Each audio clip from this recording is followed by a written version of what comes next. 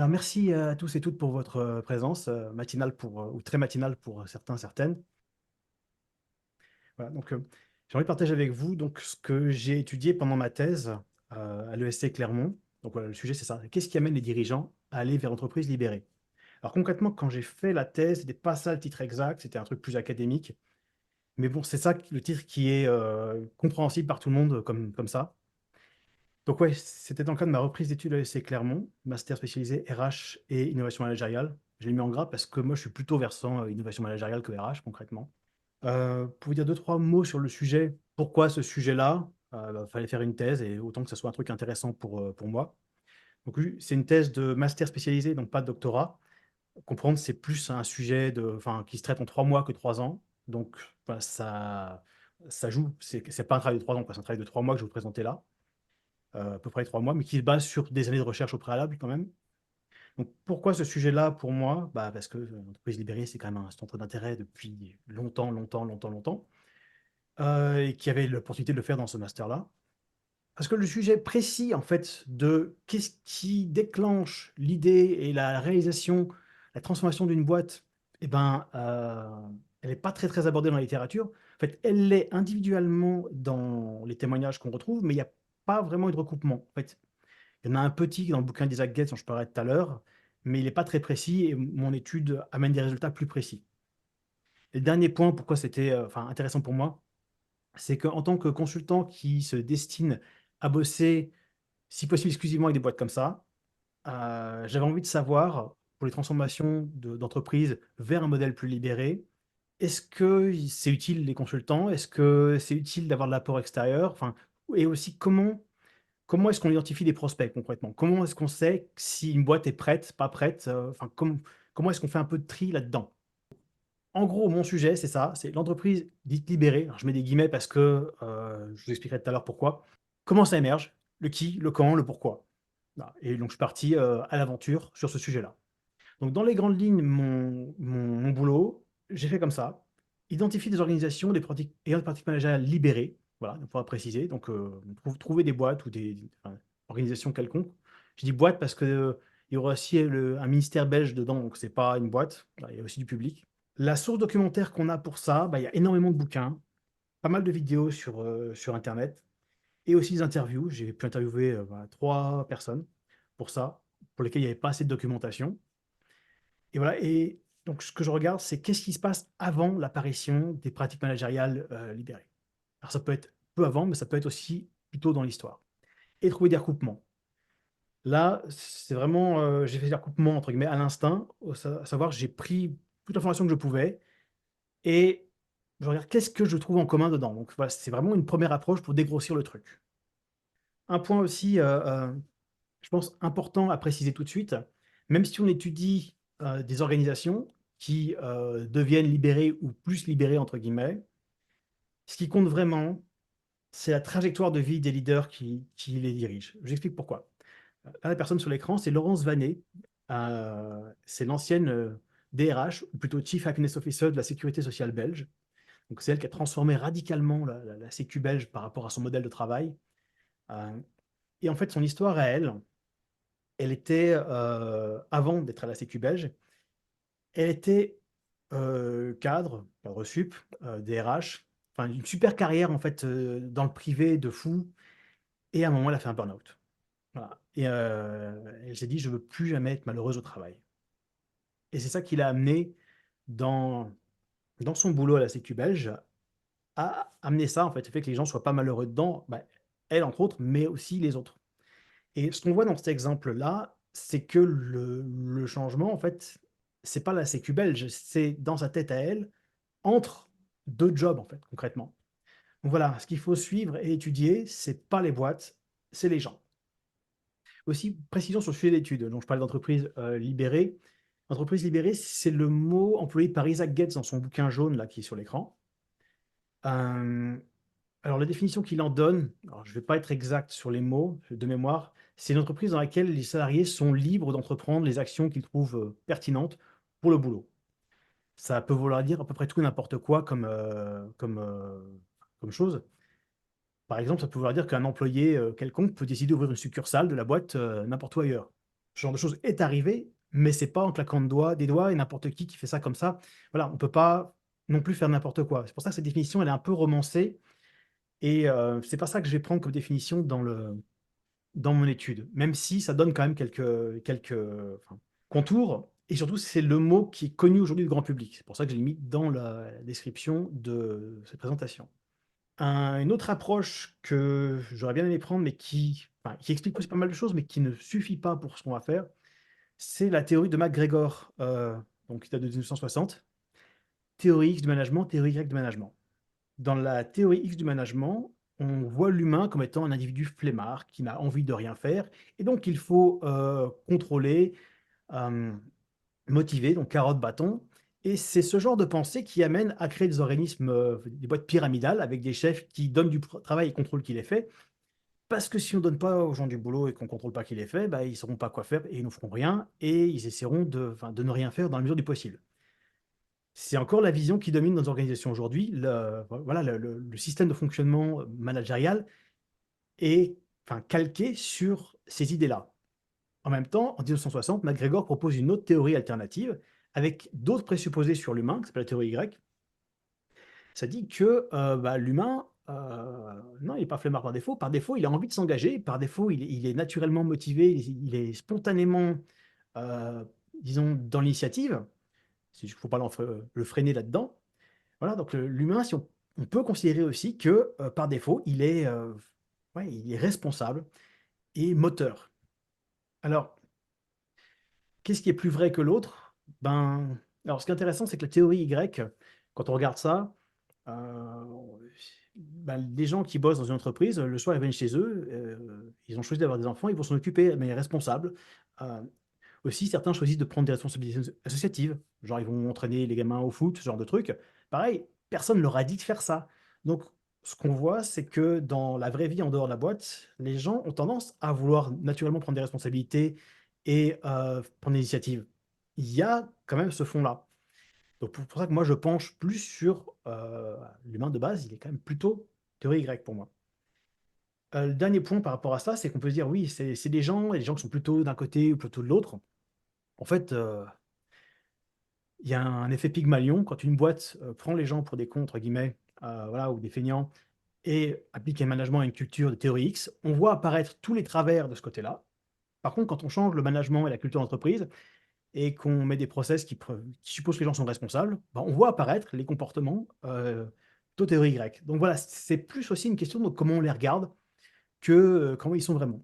Ça, c'est une transition qui a été observée. Typiquement, un des exemples que je prendrais dans la suite, c'est l'exemple de Favi, qui est une fonderie en Picardie, où il y a eu cette transition-là, et on a vu ouais, les gens enfin, supposés voleurs peu responsables, en fait, être totalement responsables, les mêmes, hein, concrètement. Donc ouais, théorie grecque, c'était aussi un des moyens de voir notre objet d'étude, de se dire quelles entreprises transitionne d'une vision X vers une vision Y du management. Le truc, c'est que c'est culturel, des croyances, et dans la culture de collective d'entreprise, c'est pas très mesurable. Donc, même si c'est très intéressant, je le laisse de côté. Par contre, le truc sur lequel je me suis basé, et qui va être beaucoup plus mesurable, et donc qui sera dans mes critères de qu'est-ce qui est in, qu'est-ce qui est pas, qu'est-ce qui est ouais, pas in, donc out, là-dedans, c'est la catégorisation de Frédéric Laloux. Là. Donc, dans son bouquin qui est en bas à droite, là, il propose une catégorisation des boîtes sur la base de la spirale dynamique, qui est un modèle qui n'était pas appliqué aux boîtes avant. Alors, je ne vais pas vous faire la totale par rapport à ça, mais au moins expliquer les choses qui nous intéressent par rapport à ça. Voilà, la spirale dynamique présente différents niveaux. Enfin, j'aime pas tellement le mot niveau parce qu'il y a un côté évolution et c'est mieux qu'avant, mais en fait, voilà, un peu controversé. Mais au moins, enfin, le bouquin de Frédéric Laloux étudie le stade opale par rapport à ça, et juste avant, il y a un stade dit vert, c'est représenté par des couleurs, qui sont tous les deux intéressants pour moi. Avant ces stades-là, il y a l'entreprise classique, enfin les administrations, grosso modo, et les entreprises classiques, donc motivées par le toujours plus pour toujours plus, et enfin, tout ce qui va autour. Donc, bref, normalement, ce qu'on connaît du monde du travail dans une entreprise non libérée. Donc, dans la catégorisation de Frédéric Laloux, voilà, il y a des entreprises qu'on va catégoriser comme étant au stade vert, le vert, donc c'est quand on voit apparaître ces phénomènes-là et du coup, si je prends ces phénomènes-là comme référence, c'est des trucs qui sont totalement visibles et mesurables. Alors, enfin, en tout cas suffisamment par rapport à mon étude. Beaucoup plus c'est beaucoup moins nébuleux que les autres trucs dont je vous ai parlé. Alors, au stade vert, par exemple, on voit apparaître le respect des parties prenantes, dont les salariés. On commence à avoir quelque chose à faire de autre chose que l'actionnaire et le résultat comptable des choses. On s'intéresse avec l'équité des salariés, mais aussi potentiellement à l'impact sur l'environnement, sur les communautés alentours, les clients, les fournisseurs. Genre voilà, si vous allez vouloir des fournisseurs qui ne font pas travailler des enfants, par exemple. Dans le stade d'avant, capitalisme pur et dur, on prend le moins cher, bon, et peu importe s'il fait travailler des enfants enfin, en Afrique ou ailleurs, c'est transparent pour nous. Voilà. Là, il y a quand même un côté responsabilité qui commence à venir, qui commence à pointer du nez. Autre aspect intéressant donc, des entreprises qui sont à ce stade-là, le stade vert, l'autonomisation des salariés. Alors j'explique par rapport à ça, c'est que par rapport à la pyramide hiérarchique traditionnelle, ces boîtes-là ont tendance à la renverser, à savoir que le management se met au service des gens de la base, c'est-à-dire qu'ils se mettent en support. Ce qui veut dire qu'on pousse autant que possible vers le bas de l'organigramme les capacités de décision, pour que les gens aient le maximum de latitude disponible dans leur poste. Vous voyez la corrélation avec le modèle d'Isaac Getz, entreprise libérée, les gens peuvent faire ce qu'ils veulent. Enfin, là, enfin, on va dire qu'ils font ce qu'ils veulent, mais en tout cas, ils ont un périmètre étendu dans lequel ils peuvent prendre des décisions. Voilà, et le management se place en support par rapport à ça. Je donnerai des exemples après quand je ferai tous les cas d'entreprises que j'ai étudiées. Enfin, je ne couvrirai pas tout, mais j'en donnerai certains exemples de ça. Voilà. On voit aussi apparaître à ce niveau-là quelque chose au niveau du sens. C'est que la raison d'être de l'organisation, c'est plus juste on va faire du blé, pas pour, enfin, un peu pour nous, mais pour la cotation en bourse ou pour les actionnaires. Non, non, il y a un truc un peu plus profond en termes de sens, avec des valeurs fortes. Et c'est aussi le fait qu'il y a un sens partagé dans la culture qui donne enfin, qui fait marcher l'autonomisation, parce que les gens savent pourquoi ils le font et qu'est-ce qui est important. Pour donner un contre-exemple actuel de ça, vous savez, il y a eu pas mal de soucis avec le Boeing 737 MAX, et là récemment, il y a quelques mois, il y a eu une porte qui s'est arrachée en plein vol. Ben ouais, dans les valeurs fortes de l'aéronautique, en particulier civile, il y a la sécurité. Genre, c'est la valeur numéro un. Je suis regardé sur le site de la FAA aux USA, donc l'autorité qui régule ça. Sécurité, c'est le premier mot. Mais voilà, chez Boeing, si on interroge les employés, et donc beaucoup d'entre eux ne prendraient pas les avions qu'ils construisent. Non, non, on le sent pas. Parce que d'autres choses ont été mises en avant par rapport à la sécurité. Genre, faut qu'on respecte les délais. Donc ouais, si les trucs ne se passent pas comme prévu, on préfère livrer quand même que, favoriser la sécurité. Donc voilà, c'est ça la différence, le stade vert par rapport je veux dire, ce qui précède le capitalisme, comment dirais sauvage. C'est qu'il y a un vrai sens. Voilà, là, si on dit qu'on fait la sécurité, on fait vraiment de la sécurité et on va pas, négliger ça au profit il faut livrer, vite le client, concrètement. Donc ça, c'est ce qu'on voit apparaître au stade vert. Donc dans mon étude, si je vois un de ces trucs-là apparaître dans une boîte, je la compte. C'est in. Stade opale, c'est le stade d'après, donc dans le bouquin de Frédéric Laloux, on voit apparaître les phénomènes suivants. Donc l'autogouvernance, donc ça c'est ce qui est classiquement connu de l'entreprise libérée, c'est, il y a enfin, on arrête de s'organiser en pyramide, ou alors elle est très, très plate, et on prend une organisation naturelle. Qu'est-ce qui organiquement apparaît dans la boîte? Ça va être typiquement une organisation en réseau, avec des cercles, des petites équipes relativement autonomes. Voilà, en tout cas, c'est plus du tout distribué pareil. C'est souvent des petites équipes autonomes et ouais, organiques, naturelles. Voilà, il y a assez peu de services support souvent. Alors, je ne vais pas détailler beaucoup parce que c'est pas le but de faire une présentation sur ce que c'est l'entreprise libérée et comment ça marche.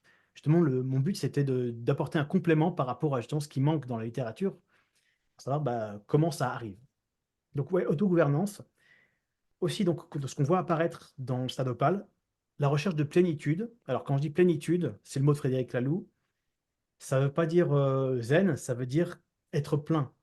Ça veut dire qu'on ne laisse pas à la porte du travail une partie de son humanité ou de qui on est.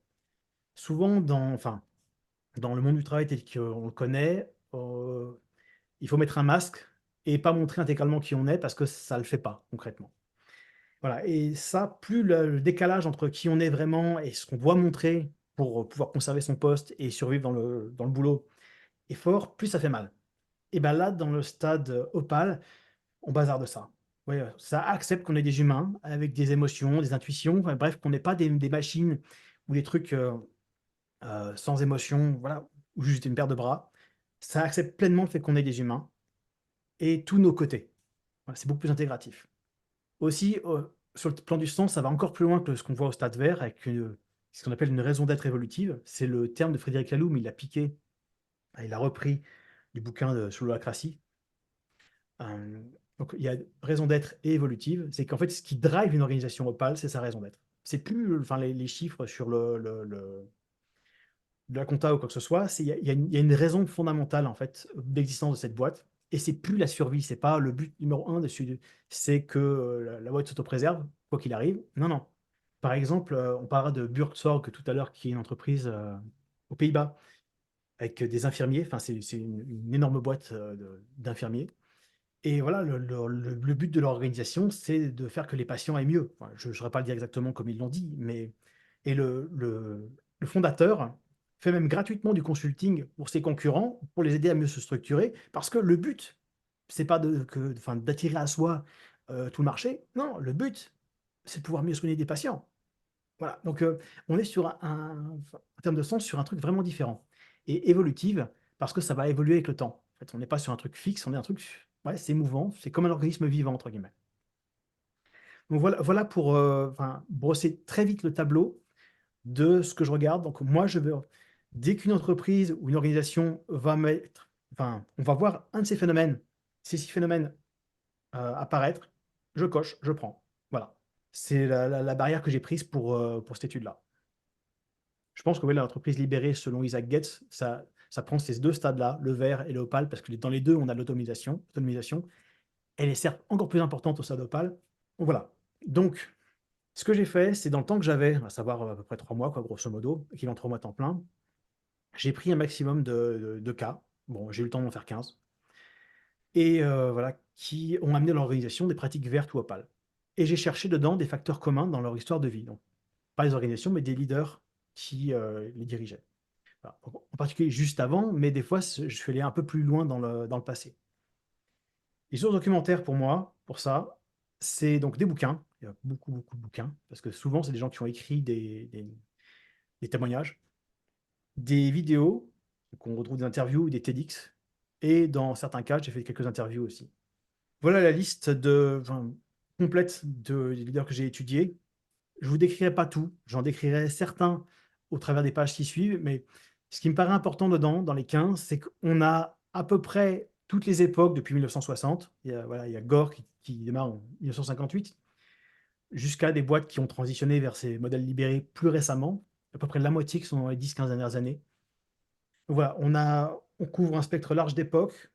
Pour les pays, on a la France, mais on a aussi la Belgique, on a aussi des boîtes plus larges, genre Gore.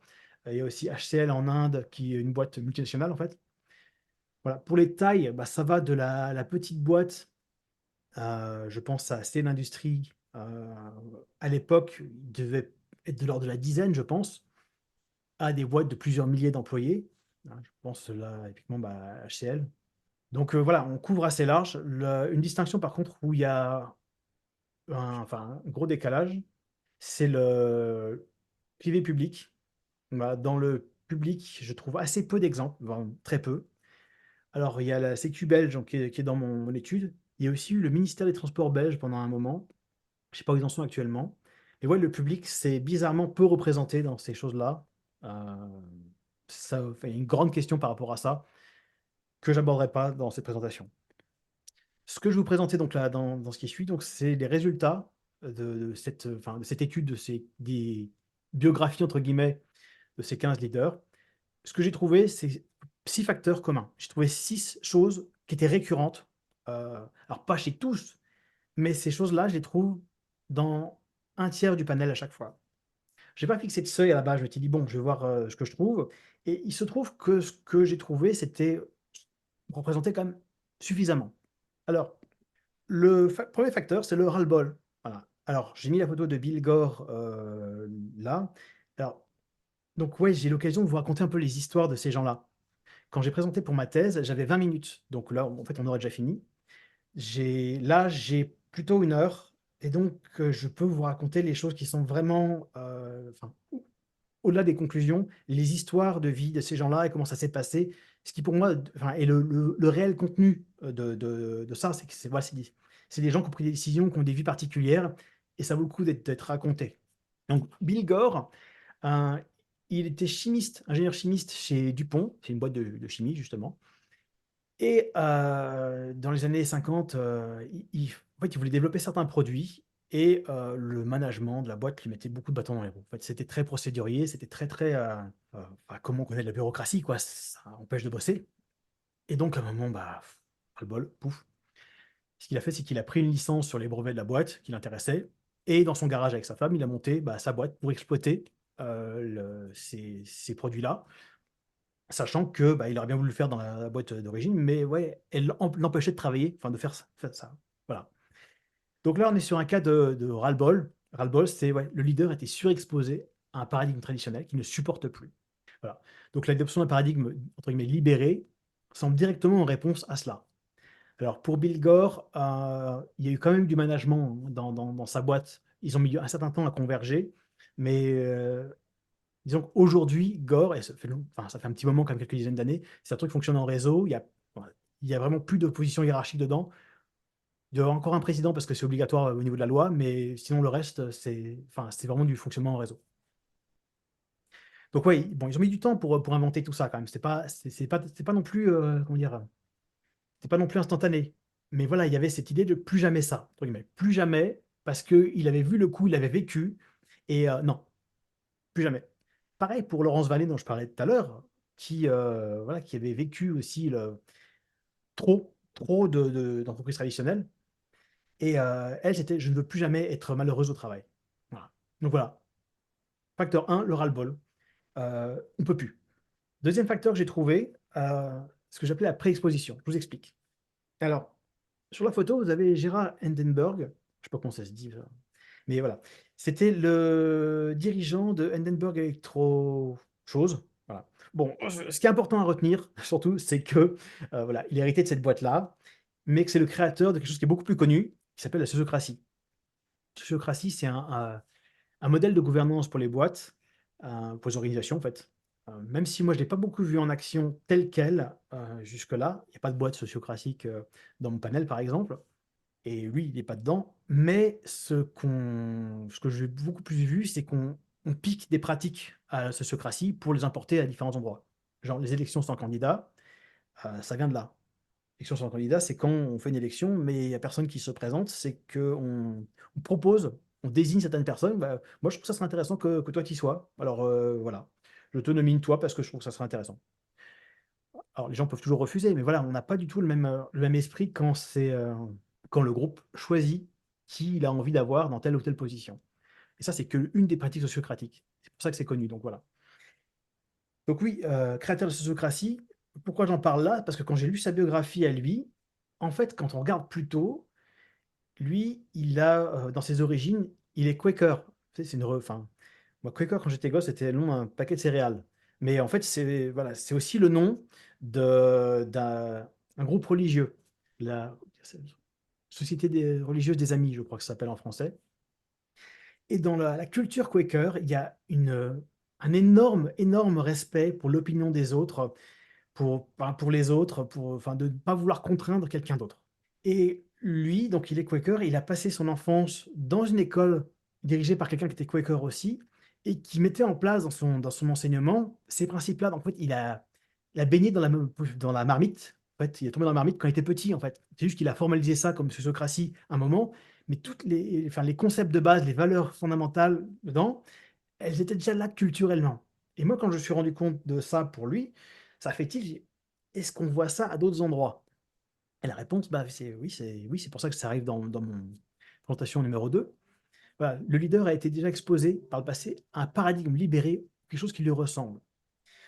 Dans le cas de Bill Gore, par exemple, on a dit qu'il y avait beaucoup de bureaucratie dans sa boîte, chez DuPont, mais aussi il savait faire un truc, il savait s'organiser en task force par moment. Une task force, c'était une équipe autogérée qui avait beaucoup d'autonomie. Voilà. Mais ces équipes-là, donc elles pouvaient tomber des projets vite et bien et comme elles le souhaitaient. Mais chez Dupont, elle n'était mise en place que sur des durées limitées et sur des projets donnés. Et donc, ce que s'est dit Bill Gore par rapport à ça, c'est: «OK, moi pour ma boîte, ça m'intéresse, mais est-ce qu'on peut pas faire ça tout le temps plutôt que le cantonner à certains moments?» Voilà. Donc, ça pour dire, il avait déjà touché du doigt, entre guillemets, une organisation meilleure, plus que sa boîte précédente savait faire, mais ça savait pas généraliser. J'ai parlé aussi de Buurtzorg, tout à l'heure vite fait, fondé par Jos de Blok. Alors Jos de Blok, c'est un infirmier. Buurtzorg, c'est une grosse boîte donc d'infirmiers, aux Pays-Bas. Avant de fonder cette boîte-là, longtemps avant, il a été infirmier lui aussi.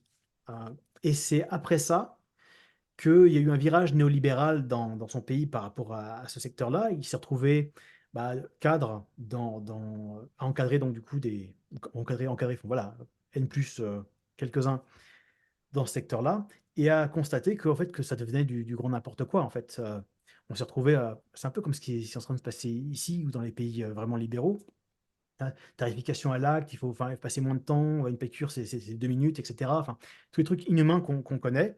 Il a vu ce virage-là, mais lui, dans son expérience terrain, il savait que, bah, à l'époque, quand il était infirmier, avant tout ça, ben, on fonctionnait avec le bon sens. On fonctionnait en réseau avec les autres professionnels, avec les autres infirmiers, avec les autres typiquement la famille des gens. Enfin bref, on crée un moyen d'entourer, correctement, des professionnels ou pas, les patients, concrètement. Donc on savait faire, on savait très bien s'auto-organiser pour faire un service de fou et derrière, ça a été sapé, par le virage économique qui a été pris.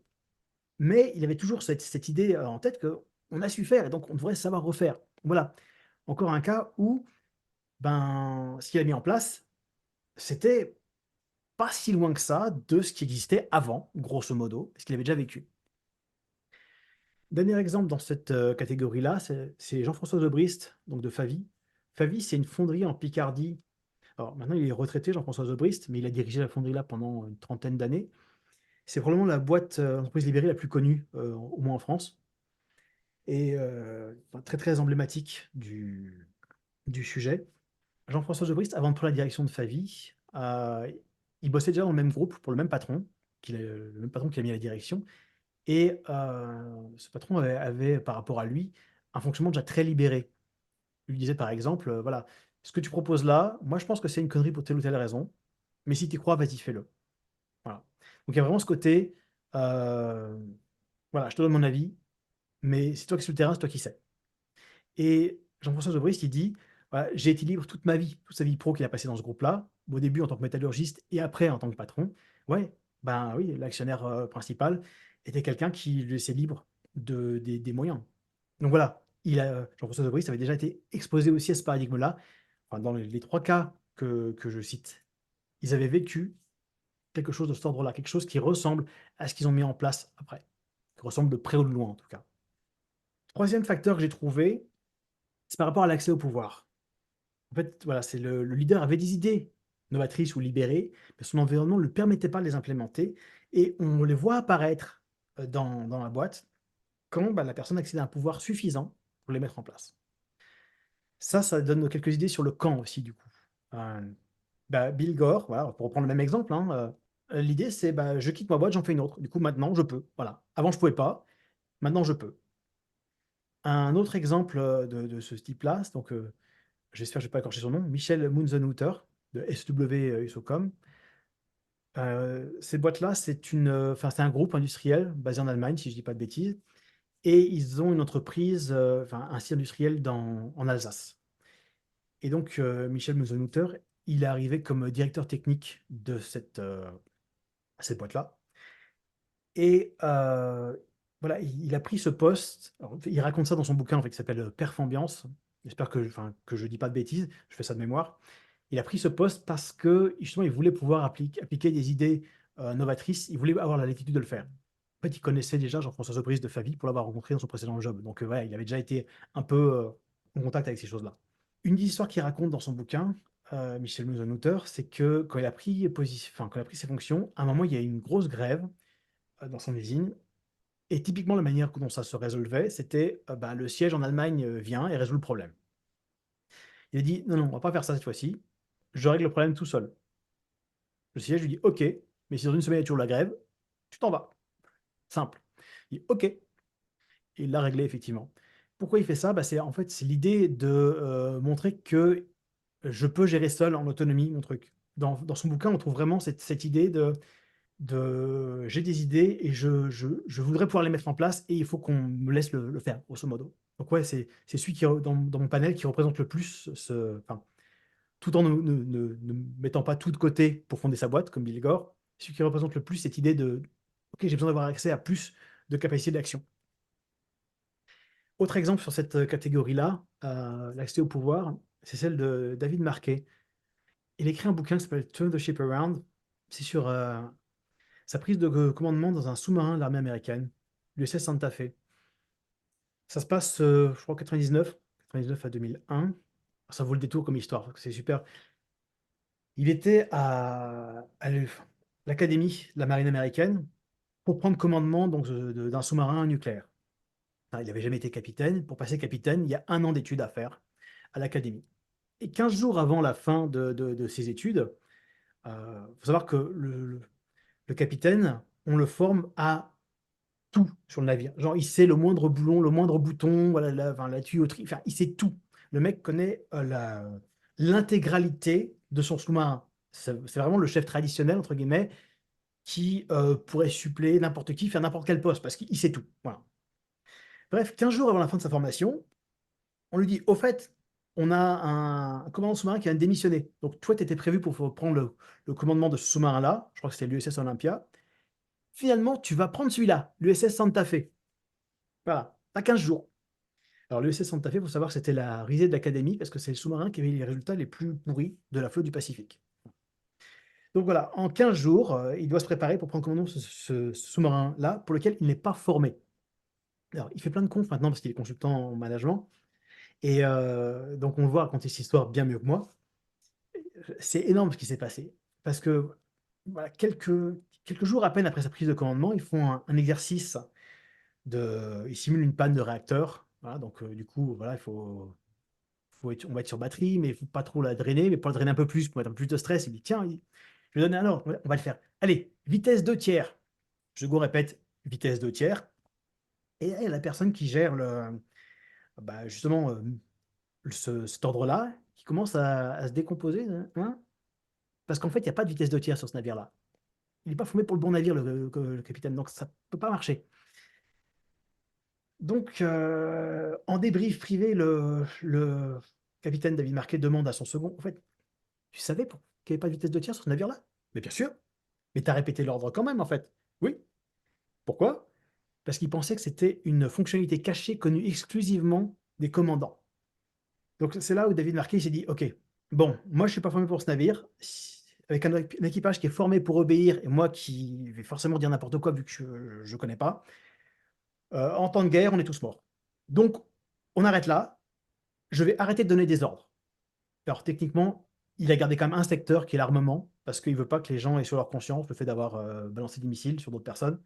Mais pour tout le reste, il a arrêté de donner des ordres et il dit: «Voilà, maintenant les gens lui disent: "Bah, capitaine, j'ai l'intention de faire ça, j'ai l'intention de submerger le navire"». Voilà, il dit: «OK». Voilà. Donc c'est un sous-marin, donc de l'armée américaine sur lequel le capitaine ne donne plus d'ordre. Voilà. Et ça a marché de fou parce que, ils sont passés du plus pourri de la flotte du Pacifique au meilleur en termes enfin, sur les indicateurs qu'ils avaient. C'est aussi devenu une usine à promotion d'officiers. Ça marchait beaucoup mieux, en fait, les gens, il y a beaucoup plus de promotion dans ce navire-là que dans les autres. Enfin, bref, ça a marché de fou, concrètement, son approche. Tout ça en donnant plus d'ordre dans l'armée américaine. Voilà, ces histoires, moi, j'aime bien raconter parce qu'elles vaut vraiment le détour. Et pourquoi j'en parle dans la catégorie accès au pouvoir? C'est parce que si on prend son bouquin et qu'on lit ce qui s'est passé précédemment, alors, déjà, on constate que, longtemps auparavant, il demandait à un capitaine, donc il était pas capitaine, il était, je crois officier radio, un truc comme ça, enfin il était officier mais pas capitaine et il demandait au capitaine: «Capitaine, est-ce que je peux faire ça? Est-ce que je peux faire ça? Est-ce que je peux faire ça?» Le capitaine dit: «Stop! Oui, fais-le, informe-moi juste que tu le fais. Genre j'ai l'intention de». Vous voyez la pré-exposition? Son truc, il a un peu emprunté à la personne où il était avant. Le capitaine n'avait pas forcément déployé sur tout le navire, mais il y avait quand même cette idée de: «Bah écoute, tu fais, et tu m'informes. Mais voilà, on sait que c'est bon». Et pourquoi je parle donc l'accès au pouvoir? Parce que dans l'affectation suivante, il avait déjà essayé, il était pas capitaine encore. il était, je sais plus si c'était second ou une autre affectation. Il avait essayé de mettre en place dans son équipe, un système avec j'ai l'intention de, mais le capitaine au-dessus était très, très traditionnel, très directif et en fait, de mettre ça en place, ça avait causé beaucoup plus de problèmes que ça va mener de bénéfices. Du coup, il était revenu très, très vite à un système traditionnel de donner des ordres. Voilà. Ça pour dire, le moment où c'est devenu possible de mettre ça en place, il avait déjà essayé auparavant, passer en étant capitaine. En étant capitaine, on n'a plus personne pour nous embêter sur le navire pour contrer en fait la nouvelle culture qu'on veut mettre en place. Voilà, donc du coup, voilà, l'accès au pouvoir, d'avoir accès à un pouvoir suffisant pour pouvoir mettre en place ces choses-là, c'est un critère. Et ça apparaît, en tout cas à peu près un tiers de mon panel, ça apparaît quand les gens disposent d'assez de pouvoir pour le faire. Ce que j'ai vu aussi donc, chez à peu près un tiers aussi des participants, enfin des leaders qui ont étudié, c'est une crise personnelle, ce que j'ai appelé une crise personnelle. À savoir qu'on voit que le paradigme libéré arrive juste après que le dirigeant a vécu une passe très difficile personnellement. Ça peut être de la maladie, ça peut être du burn-out, du stress, c'était le cas de Laurence Vanney par exemple, une crise de sens ou d'authenticité. Exemple que j'ai par rapport à ça, donc Laurence Vanney, on l'a déjà dit. Ricardo Semler, c'est donc le président de Semco, c'est une entreprise brésilienne fondée par son père. Il a récupéré l'entreprise quand il était tout jeune, quoi, dans la vingtaine d'années. Et à 25 ans, en visitant une usine, voilà, à un moment, il s'effondre. Voilà. Il va chez les médecins et ce qu'on lui dit, c'est: vous allez très bien, vous avez juste la personne la plus stressée que j'ai jamais vue. Et si vous continuez pareil, ben, on vous reverra prochainement. Voilà. Et donc, ça, c'est ce qui l'a amené sur le chemin de faire les choses différemment. Auparavant, enfin, il dirigeait l'entreprise de manière classique avec voilà, des bras droits classiques. Mais voilà, cette idée enfin, ce contact avec le stress extrême, ben, c'est ça qui a amené les choses, enfin, le changement. On voit ça vraiment juste avant. En tout cas, dans son bouquin, c'est présenté comme ça. Un autre cas où j'ai constaté une crise personnelle, mais pas du même ordre, c'est le cas de Sylvain Pierre, qui était dirigeant, ouais, dans tout cas dans l'équipe de cofondateurs de Officiance. C'est une boîte d'informatique au Vietnam. Il a fait un TEDx sur le sujet. Moi, j'ai eu la chance de pouvoir l'interviewer, donc d'avoir un retour plus précis et de savoir des choses qui n'étaient pas dans le TEDx. Donc ouais, il raconte dans son TEDx, vous pourrez le regarder si vous voulez, que ouais, bon, il était cofondateur d'une boîte, donc ouais, il voyageait beaucoup, il travaillait beaucoup. Et à un moment, il arrive chez un client pour une réunion, il est en retard. En fait, le réveil n'a pas sonné. Et il dit clairement, voilà, je suis désolé, le réveil n'a pas sonné. Et là, il y a un gros blanc dans la salle. Il a dit quelque chose qui ne se dit pas dans le monde du business. On n'a pas le droit d'avoir une vie privée, de rater un réveil. C'est pas un truc qui est autorisé. Et donc là, chez lui, ça a déclenché une crise de sens ou d'authenticité. Enfin, moi, je mets ces mots-là dessus. Il s'est dit, OK, non, on arrête là. Il y a un décalage entre qui je suis et ce que je fais. Vous pouvez regarder son TEDx, c'est intéressant. Il dit, voilà, mes clients sont devenus mes amis. Facebook a remplacé LinkedIn. En tout cas, il a vécu cette crise-là qui pour lui était, ouais, sens, authenticité. Il dit, ça ne me ressemble pas. Il se l'appliquait à lui-même. Et après, il était à peu près sur la même longueur d'onde que les autres cofondateurs de la boîte. Ils ont généralisé ça à la boîte, que j'appelais crise personnelle, donc sur ces différents aspects. On a aussi le cas où le problème, c'est le business, la boîte, ça va pas. Alors, c'est pas cool d'avoir sa photo en dessous d'un truc marqué entreprise en difficulté, mais bon, il la raconte dans son bouquin. La photo, c'est Alexandre Gérard, ancien dirigeant de Chronoflex. Chronoflex, c'est une boîte qui fait du dépannage de flexibles sur des véhicules.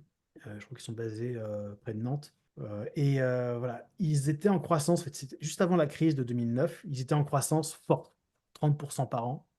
Donc lui, c'était enfin, le dirigeant d'origine de la boîte. Voilà, une boîte qui avait toujours bien marché, 30% par an. Et là, en 2009, ben, au lieu d'avoir plus 30%, ils ont moins 30%. Ah, ça fait très, très, très mal. Il raconte dans son bouquin qu'en plus de ça, l'ambiance dans la boîte était horrible. Il devait se séparer de personnes dont il n'aurait pas voulu se séparer. Et je reviens sur la crise personnelle, il avait aussi ça, quoi, concrètement, stress, maladie, enfin, il n'y a pas que la boîte qui allait pas bien, concrètement, lui aussi. Et donc là, dans ce cas-là, le cas là, donc c'est un cas où en fait le dirigeant recherche des solutions par rapport à une difficulté business. C'est pas une difficulté personnelle, genre de sens ou un burn-out. C'est non, mon entreprise ça va pas et il y a des choses à faire par rapport à ça. Donc le cas de donc Alexandre Gérard, ouais, c'est ça qui a déclenché, en tout cas. J'expliquerai aussi dans le point suivant ce qui s'est passé. Le cas de David Marquet, donc le commandant donc de sous-marin, bah, c'est ça aussi. C'est concrètement, si on va à la guerre comme ça, on est tous morts. Donc c'est pas, enfin, en tout cas, c'est pas présenté comme un problème d'intégrité ou un problème de stress, burn-out. Non, non, c'est vraiment un problème de ça ne fonctionne pas. On va arrêter là, quoi. Non, on va faire un truc qui va marcher. Le cas que je veux expliquer en détail par rapport à ce point-là, c'est celui de HCL Technologies, qui était dirigé par Vinit Nayar à l'époque. Donc c'est en Inde, c'est une grosse boîte en Inde, plusieurs milliers d'employés. On est vers 2007, donc avant la crise des subprimes. Et donc Vinit Nayar, il dirigeait une succursale, enfin une sous-partie de la boîte. euh, et il a été appelé par le président de l'époque pour remettre les choses d'aplomb. C'est pas que la boîte marchait mal, c'est que les concurrents progressaient plus vite qu'eux. Donc, il y a un truc, on ne croit pas aussi vite que les concurrents, il y a un problème. Et il dit: «OK, OK, je veux bien prendre le taf, mais j'ai le droit d'utiliser des technos orthodoxes?» «Ouais, ouais, OK, c'est bon, on le prend». Pour trouver le lien avec, l'accès au pouvoir. Voilà, il a officiellement demandé, pour prendre le poste, à avoir le droit d'utiliser des «coups spéciaux» entre guillemets. Hein, donc il mène son enquête, il prend le poste, il mène son enquête sur, bah, qu'est-ce qui se passe concrètement dans la boîte et il découvre, c'est dans un livre tout ça, hein. Il y a un livre qui s'appelle, «Les employés d'abord, les clients, en deuxième», Customers First, Employees First, Customers Second en anglais. Et voilà, il allait voir un client. Le projet pour ce client avait été une catastrophe, mais le client tenait pourtant en haute estime l'équipe, de HCL qui était chez lui. Et voilà ce que le client a dit: «Voilà, vos équipes, ils sont super, enfin, ils ont été formidables, mais ils ont été insuffisamment soutenus par leur hiérarchie». Voilà, et ça a fait son chemin dans la tête de Vinny Taillard et ça l'a amené, vous pourrez lire le bouquin en entier si vous voulez, ça l'a amené à inverser sa pyramide hiérarchique, donc à placer le management, non plus pour, commander, ordonner et contrôler, mais en support par rapport aux équipes terrain. Parce que la valeur, elle est créée à l'interface, au lien avec les équipes terrain, entre le client et les équipes terrain, et donc il faut optimiser ça. Donc voilà, il a inversé sa pyramide hiérarchique. C'est un exemple de cas dans lequel le changement de paradigme est une solution à un problème business. Là, Vinny Taillard, il vivait bien concrètement. Il n'y avait pas de crise personnelle. En tout cas, son bouquin ne laisse pas transparaître ça. Il venait d'arriver au poste et c'était juste, bah écoute, il faut qu'on progresse comme les concurrents, quoi. Voilà. Ça a tellement bien marché son truc que pendant la crise, ils ont continué à être en croissance, crise de 2009. Voilà pour ce point, donc entreprise en difficulté. Ça concerne à peu près un tiers du panel, selon ce que j'ai jugé. Alors j'ai jugé quand les gens ils disent officiellement qu'il y avait un truc, que la boîte était en difficulté ou qu'elle ne croissait pas assez vite. Dernier facteur que j'ai identifié, c'est celui-là, hein, influence extérieure décisive, je vous l'expliquerai un peu après. L'illustration, c'est Jean-François Debrisse, l'ancien président de Favi, vous savez, la fonderie Picard, donc probablement l'entreprise libérée française la plus connue, qui a été libérée à l'époque, maintenant je ne sais pas trop ce que c'est devenu. L'illustration est tirée du bouquin de Frédéric Laloux, qui était plus haut, que je mentionnais plus haut. Vous vous souvenez de Alexandre Gérard, voilà, le dirigeant de Chronoflex, qui cherchait activement une solution pour son problème, à savoir que voilà, sa boîte, c'était super dur avec la crise. Et à un moment, il tombe sur une conférence de Jean-François Debrist.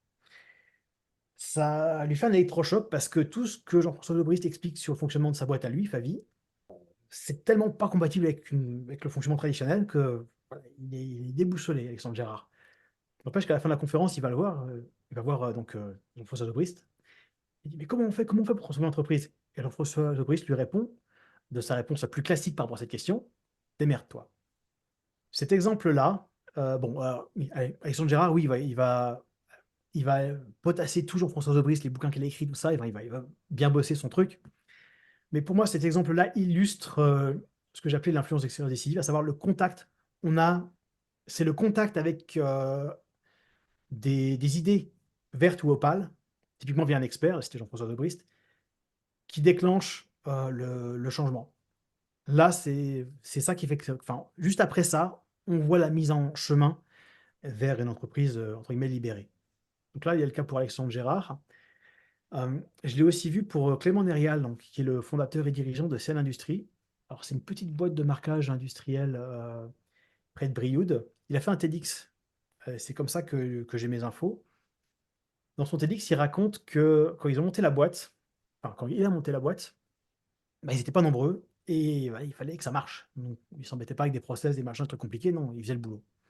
Et à un moment, quand ça a commencé à marcher suffisamment, et qu'il fallait grandir, ils lui ont dit: «Il faut que tu structures, faut que tu te structures». Donc voilà, il y a la pression voilà, des banquiers, des pairs, quoi.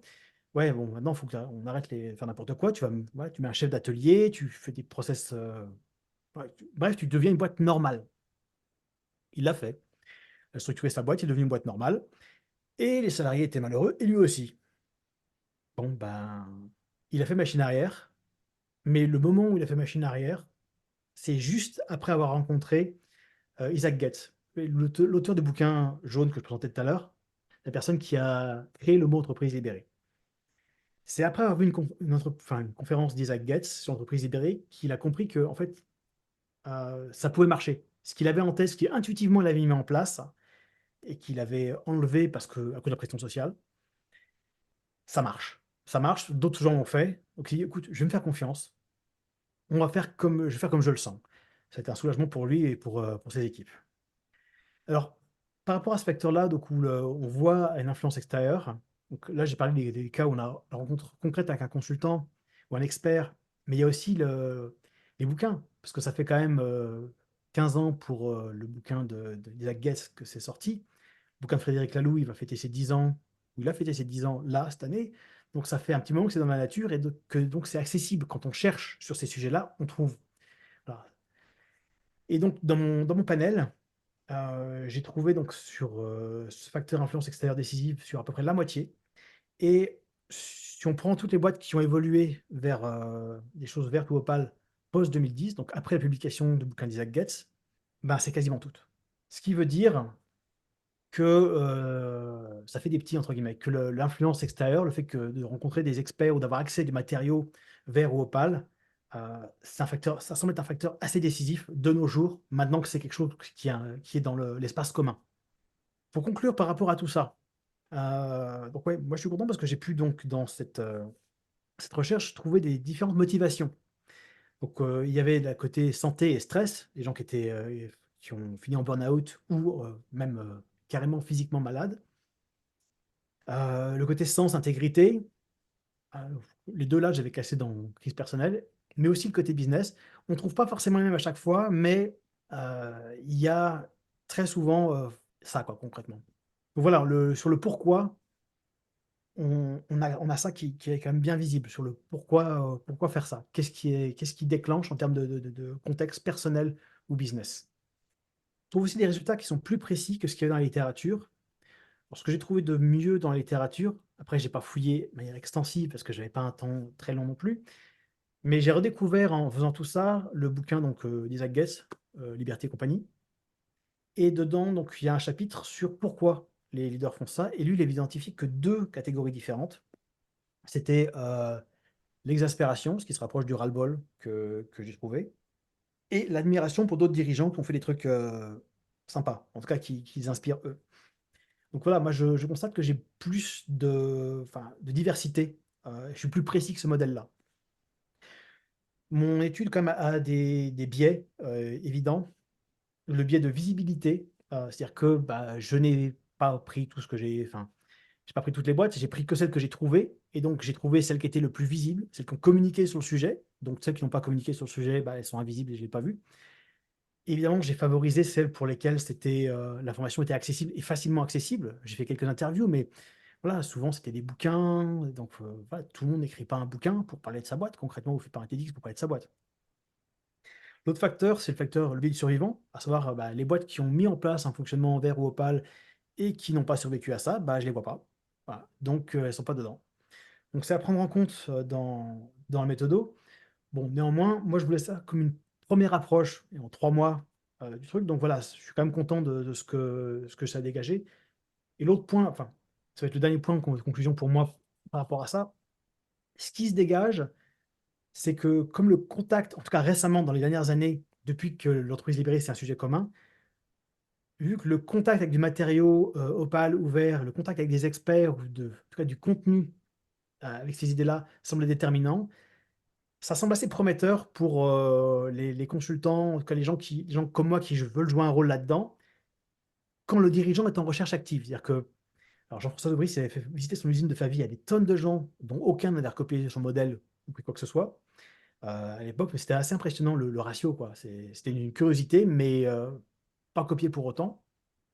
Par contre, là où on voit que ça fait des petits, c'est quand le dirigeant de la boîte est activement en recherche de quelque chose et que du coup, ces idées-là se présentent comme une solution, heu, potentiellement pour le business, mais aussi pour, le côté sens, intégrité, le côté stress, enfin, les raisons qu'on a dites au préalable.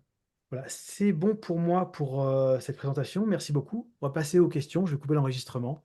Voilà. Merci beaucoup, d'avoir écouté tout ça et je suis content de pouvoir échanger avec vous, là, tout de suite.